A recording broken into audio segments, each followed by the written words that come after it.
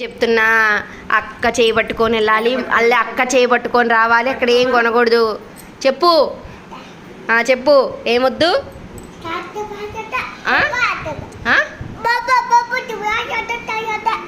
చాకొద్దు, ప్యాకొద్దు. చెప్పు. బొబ్బా కావాలా? చాకొద్దు, ప్యాకొద్దను. వద్దు.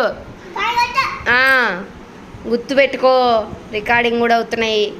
నువ్వు తీసుకొని వచ్చావా ఇంకంతే సంగతులు. అక్క చెయ్యి అలానే పట్టుకోవాలి, అలానే రావాలి.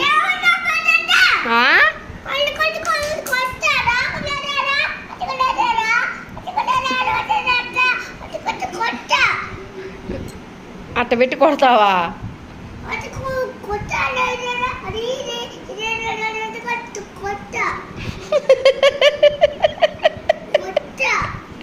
సరే బాయ్.